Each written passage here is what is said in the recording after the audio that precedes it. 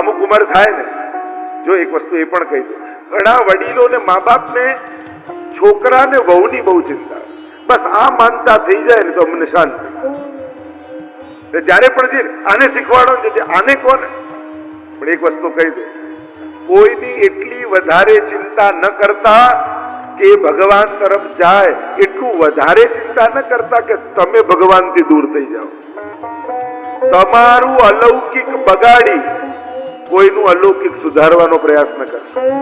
પ્રેરણા આપો, એમને પ્રયાસ કરો, પણ એ બાબતની એટલી બધી ચિંતા ન કરી દો કે તમારું ભગવત નામ છૂટી જાય. કારણ કે દીકરાના એક દિવસ કરતા તમારો એક દિવસ વધારે કિંમતી છે. જેની પાસે જે વસ્તુ ઓછી હોય એ કિંમતી કહેવાય. પેલાની પાસે હજી ઘણા અવસર આવવાના છે અને તમે ઘણા અવસરો ચૂકીને બેઠા છો. એટલે દરેક વખતે કાંઈ પણ થાય આપણે કે આ યુવાનો માટે, યંગસ્ટરો માટે, યંગ કપલો કરશે. આપણે આપણું તો આત્મકલ્યાણ કરીએ. એટલે વડીલોને મારો અનુરોધ એ છે કે બહુ તમારા પરિવારની વ્યવસ્થા કરો, ચિંતા કરવાની જરૂર નથી. કારણ તમારું અલૌકિક બગાડી, તમારું ઘડપણ બગાડી કોઈની યુવાની સુધારવાના ખોટા પ્રયાસ ના કરો. કારણ કે એને હજી ભગવાન ઘણા અવસર આપવાના છે અને તમે ઘણા બધા અવસરો ચૂકી બેઠા છો. આ લોકોને મોટા કરવામાં, સેટ કરવામાં, બધાનું ગોઠવવામાં તમારું ઘણું બધું વિખરાયેલું છે. એટલે ચૂકેલી ક્ષણોને સમેટવાના દિવસો એ જ વૃદ્ધાવસ્થાના દિવસો. જે કરવાનું રહી ગયું છે એ ફરી જીવવાના દિવસો. ઘડપણ એ કોઈ મૃત્યુની પ્રતીક્ષાનો દિવસ થોડી છે. એ તો જે રહી ગયું હતું, કીર્તન શીખવાના રહી ગયા, અરે યુવાનીમાં ઘર ચલાવવામાં, ઘર ગોઠવવામાં, લાવને હવે શરૂ કરી દો. અરે આ બધા પાઠ ને ભાગવતજી ભણવાના રહી ગયા, લાવને ફરી શરૂ કરી દો. કારણ કે સંસારી એ કોઈ સાધારણ નથી. આપણે સંન્યાસીઓને મહાન માની કે બધું છોડીને ગયા, કેટલું ત્યાગીને ગયા, મન કેટલું મારીને ગયા. એ તો મારીને જાય છે જ, પણ આ સંસારીઓને પણ પરિવાર માટે રોજ મન મારવું પડે છે. સંસારમાં રહેવું કે સહેલું થોડી છે, બહુ મોટું તપ છે. તમારા પરિવાર માટે મા બાપ રોજ કેટલી ઈચ્છાઓને મારે છે. ક્યાંક ફરવાની તૈયારી હોય, બધા તૈયાર થઈ ગયા હોય, એટલે બાળકની તબિયત બગડે એટલે બધું કેન્સલ. આજે મારે આ ખાવું છે, બધું કેન્સલ. એ જે કેમ જ થાય. સંસારી પણ રોજ કેટલું તપ કરે છે, પોતાની ઈચ્છાઓનો કેટલો ત્યાગ કરે છે. એટલે ગ્રહસ્થાશ્રમને સાધારણ ન માનશો. આપણે બહુ જ વૈરાગીઓની વાત સાંભળી આપણા મનમાં એક ધારણા એવી ખોટી ઘૂસી ગઈ છે કે બસ આ ઘર બાંધવું, પરિવારને સાચવવા, કમાવવું, એમને ભણાવવા, મોટા કરવા, જાણે પાપ જ કરીએ. આ પાપ નથી, સંસારીનો આ જ ધર્મ છે. તમે આ નથી કરતા તો પાપ કરો. ધન્ય ગ્રસ્તાશ્રમો એમ કહ્યું છે. ચારે આશ્રમોમાં ગ્રસ્તાશ્રમને ધન્ય કહ્યો છે. કારણ અન્ય ત્રણેય આશ્રમો ગ્રહસ્થાશ્રમ ઉપર જ પડે છે, એના પર જ ચાલે છે. એટલા માટે તમે આ જે કરી રહ્યા છો એ પાપ નથી કરતા, ખોટું નથી કરતા. તમે ગ્રહસ્થાશ્રમનો તમારો ધર્મ નિભાવી રહ્યા છો. પણ એ નિભાવતા તમારો વૈષ્ણવ ધર્મ પણ તમારે નિભાવવાનો છે. તમારો અંશનો ધર્મ, યો યદંશ સતમ ભજે, જેનો અંશ છે એને અંશીને ભજવો. એ પરમ ધર્મ કયો? એક છે સાધારણ ધર્મ, જે તમારા ગ્રહસ્થાશ્રમનો આશ્રમ ધર્મ. બીજો પરમ ધર્મ, સર્વદા સર્વભાવેન ભજનીયો વ્રજાધિપઃ સ્વસ્યાયમેવ ધર્મો હિ નાન્યક્વાપી કદાચ. સર્વદા સર્વભાવે એ હરિને ભજવા, એ જ પરમ ધર્મ.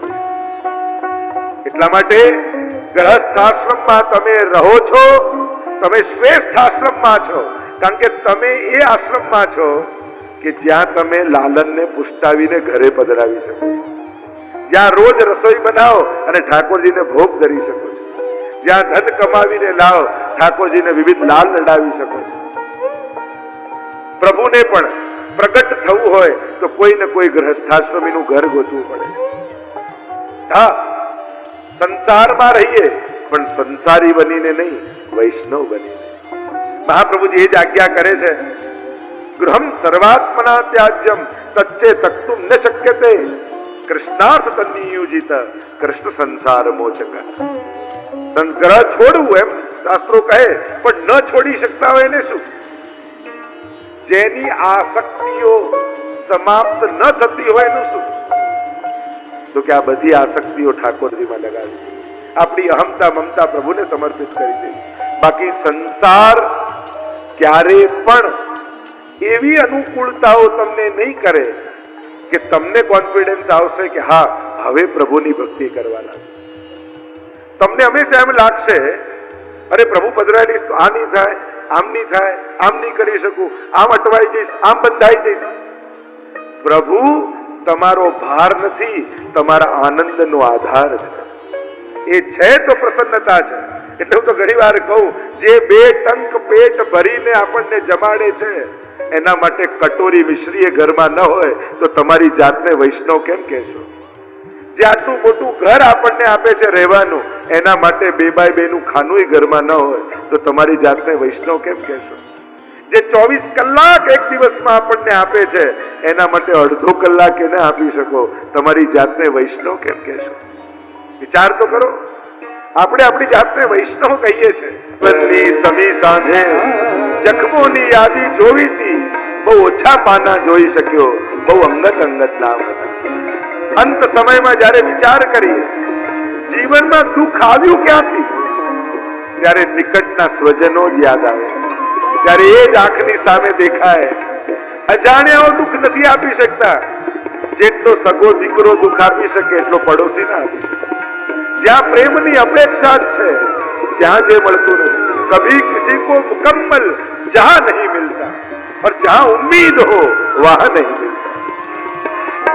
બેફામ તોય કેટલું થાકી જવું પડ્યું, નહીં તો જિંદગીનો માર્ગ છે ઘરથી કબર. ક્યાં વધારે ચાલવાનું, એમાં પણ લોકો ઉચકીને લઈ જાય, છતાંય જીવનનો કેટલો થાક છે. જ્યારે જ્યારે જીવનને કંટ્રોલ કરવાની કોશિશ કરી, સંસારને પકડવાની કોશિશ કરી. ઘણી વાર લોકો કહે ને, અમે નહીં રહીએ ને ત્યારે ખબર પડશે ઘર કેમ ચાલે છે.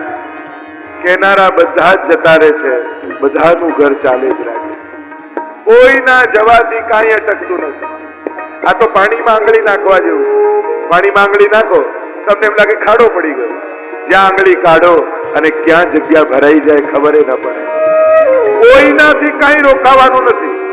આપણે નહીં હોઈએ ત્યારે બીજું કંઈક કરશે. હા, સલાહ નહીં, પ્રેરણા આપીને જાઓ. આપણે ઉપદેશ બહુ આપીએ છીએ, પ્રેરણા નથી આપતા. ઉપદેશ આપવા માટે ખાલી જીભ ચલાવવી પડે અને પ્રેરણા આપવા માટે જીવન ઘસવું પડે. જ્યારે પોતે જીવીને આવતી પેઢીને પ્રેરણા આપીને જાઓ ને, એના પ્રભાવ આવતી પેઢી પર પડતા હોય. હું તો કહું, કઈ એક એવી બાબત આપણી અંદર કે જેનું એક્ઝામ્પલ આપી તમે તમારા બાળકોને ટોકી શકો. એ લોકોને ભાગવત ગીતા અને રામાયણના એક્ઝામ્પલ નથી સાંભળવા, એને તો સાંભળવું છે પપ્પા અને મમ્મી શું કરે છે.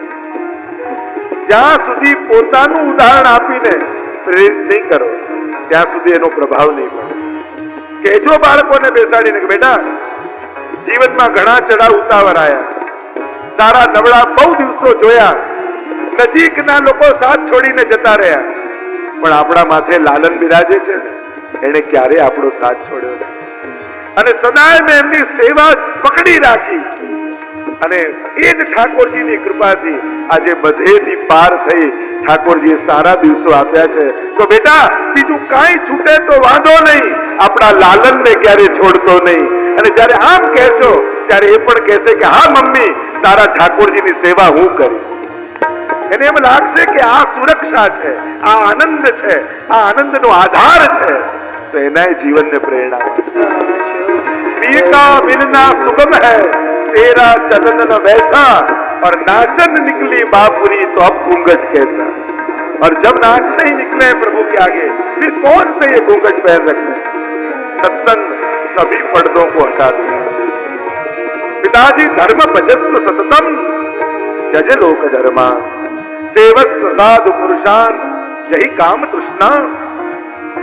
છોડો હવે સંસાર, હવે હરિનું ભજન કરવાનો સમય છે. અને બધાએ ક્યારેક નક્કી કરવાની જરૂર છે. બહુ કર્યું બધું, હવે આત્મકલ્યાણ ક્યારે કરીશ? દરેકની ભીતર 60 પછી તો અવાજ આવવો જ જોઈએ, નહીં તો ઘણું મોડું થઈ જશે વૈષ્ણવ. કારણ કે તમને છેલ્લી ઘડીએ કામ લાગશે તો એ તમારું લીધેલું પ્રભુનું નામ. સંસારમાં લોકોની મદદ કામ લાગશે, ભગવત માર્ગે તો તમારે કરેલું ભજન જ ભેગું આવશે. ત્યારે બીજું કોઈ કામ નહીં લાગે. ધનાની ભૂમૌ પશ્વશ્ચ ગોષ્ઠે ભાર્યા ગૃદ્વારી જના સ્મશાને તે ચિતાયામ પરલોક માર્ગે કર્માનુગો ગચ્છતિ. એ પરલોક માર્ગે તમે પોતે ફેરવેલી માળા જ કામ લાગવાની છે. એ તો ઘણી વાર એમ થાય અમારા ઘરે તો બધું જ થાય. કોણ કરે? તો કે ઘરવાળા. આપણે તો કહીએ કે 4 વસ્તુ જાતે જ કરવી પડે: ભજન, ભોજન, લગ્ન અને મરણ. આમાં ઓલ્ટરનેટિવ ન ચાલે. તમારા લગ્ન હોય ને ગોર બાપાને કહી દો હું બહુ બિઝી છું, તમે સમજી લેજો, પછી આઈને સમજી ચાલે. તમારે પાટલે બેસવું પડે કે ભોજન ઓફિસમાં બિઝી હો, મારા બંને 4 રોટલી તું ખાઈ લેજે ને, ચાલે.